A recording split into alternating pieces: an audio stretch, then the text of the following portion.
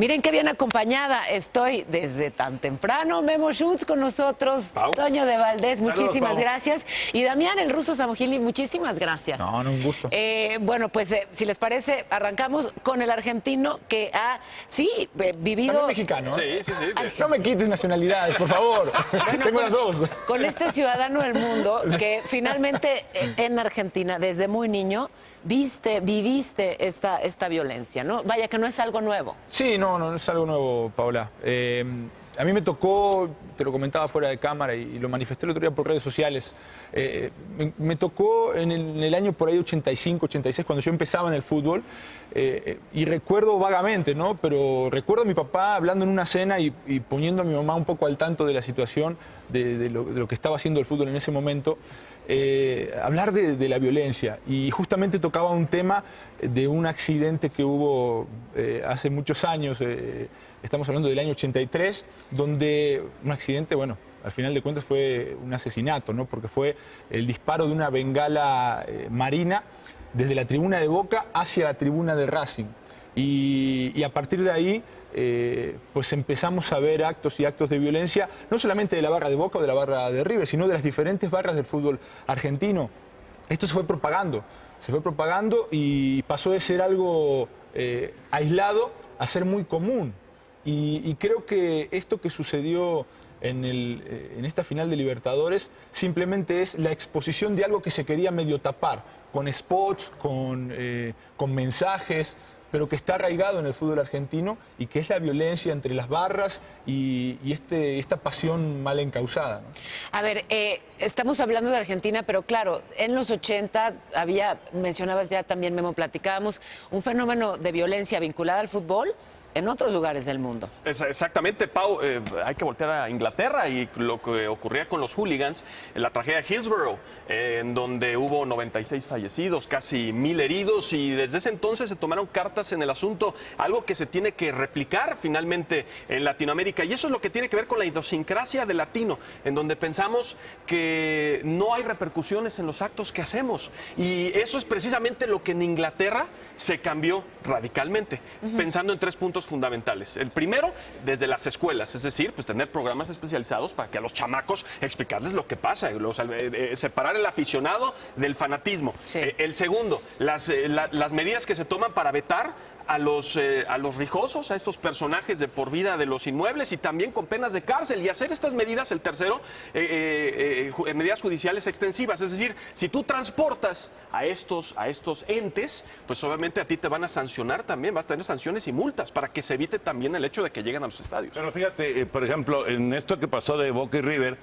hubo 30 detenidos, platicado por Memo Zavala, que estuvo allá justamente en Buenos Aires en todos estos lamentables acontecimientos. 30 detenidos y el día siguiente todos estaban libres. Es que exactamente. Eso es una pena. Y lamentablemente en México pasa lo mismo, ¿eh?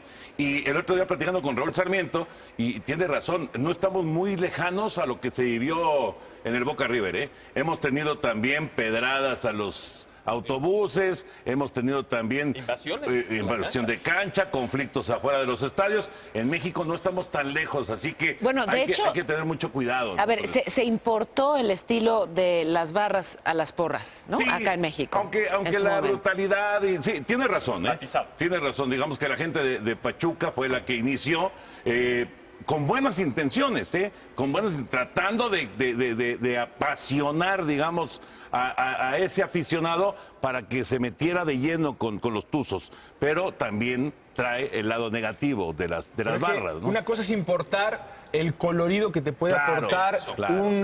Un grupo de aficionados, un grupo de gente que grita y alienta a un equipo durante un partido, y otra cosa es importar todos los males que hay en una barra brava, como se llama en Argentina, ¿no? Porque son organizaciones que se fueron estructurando con el tiempo para delinquir, ¿no?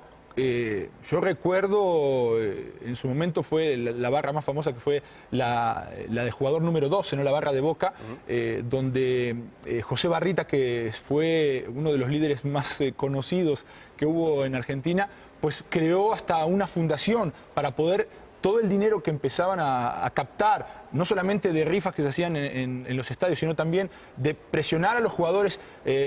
obtener obsequios de parte de los jugadores para venderlos, para... Increíble, exactamente, entonces a mí me ha tocado... campos del fútbol. Exactamente, una mafia dentro de una tribuna. Mafia. Entonces, a mí me ha tocado mismo vivir dentro de un vestidor el apriete de la barra en Independiente, donde se le pedía a los jugadores una colaboración y una playera, algo de parte del equipo, para eso subastarlo, venderlo a aficionados y financiarse. Entonces entramos no solamente o trajimos no solamente aquí el bueno, colorido, sino también lo malo. todo lo malo que trae esa organización en la tribuna, ¿no? Pero yo te estoy escuchando y parece una extorsión. Es una extorsión. De hecho, como si quieres. Qué descaro, ¿no? Qué descaro. Sí, qué desastre y qué preocupante, pero lo sintetizabas, Toño, con esto que mencionas. Todos los detenidos por esa agresión es una, digamos, falta civil, están libres al día siguiente, y los efectos que tiene para un equipo, para sus aficionados, para un torneo, en fin, los efectos sí que tiene, y sin embargo para ellos al día siguiente libres y a seguir Y básicamente. decía Memo, a los hooligans les cerraron las puertas. Sí. Tal cual, ¿eh? Claro. O sea, cuando había, digamos que, pruebas suficientes, a la cárcel. Y si no, bueno, no vuelves a un estadio, no vuelves a pisar un estadio. Vetados de por vida. Y lo consiguieron. Y consiguieron acabar con los hooligans. Así. Eso, o sea que sí se puede. Pero hay que tener mano dura, ¿no? Bueno, y sí, y tiene que haber firmeza. ¿Qué opinan del hecho de que se haya, no sabemos todavía qué va a pasar con el partido? Hoy se sabe. Hoy Alejandro En cualquier Domínguez, momento, ¿no? el presidente de la Conmebol, se va a reunir con los directivos tanto de Boca como de River. Hay varios estadios que levantaron la mano, el Minerao, otros más, y que se juegan en Asunción. Pero lo que es un hecho es que tiene que haber las medidas suficientes para preservar, uno, el control y que no haya violencia y que los jugadores se sientan tranquilos de jugar, porque hay unos que dicen, ¿saben qué? Nosotros como jugadores de Boca vamos a ganar allí en el estadio de River, nos van a matar. Sí, porque aparte en Argentina se juega sin visitantes, Sí. ¿no? Por una ley... Precisamente para evitar actos de evitar la violencia. Pero ahora el equipo visitante se tiene que meter a un estadio lleno de locales, Claro. y con esta situación violenta, algunos jugadores manifestaron ese temor, ¿no? De si gano, ¿qué va a pasar? Sí, esto puede ¿No? ser una emboscada, Claro, casi. exactamente. Qué terrible, de verdad. Y además, ojo, ocurre en Buenos Aires con el G20 encima, ¿no? Que tiene, bueno, pues además también ese otro matiz que no es menor. Oigan, el tema da para muchísimo. Yo por mí me quedaba escuchándolos un buen rato, pero tenemos otras cosas, Michal, y les agradezco muchísimo. Un gusto, Gracias, un gusto. gracias Pau. de verdad. Gracias, Pau. Qué gusto escucharlos. Y pues, ¿tú ¿Cómo estás, dices? Pau? Buenos días. ¿Por qué Rápidamente, para seguimos? rematar también, las faltas administrativas en los estadios mexicanos y no faltas penales contra gente que incluso ha quedado con daño cerebral, quedan una falta administrativa, eso es grave, ¿no? Finalmente, claro, sí está por ocurriendo. supuesto. Buenos días, vamos con la información.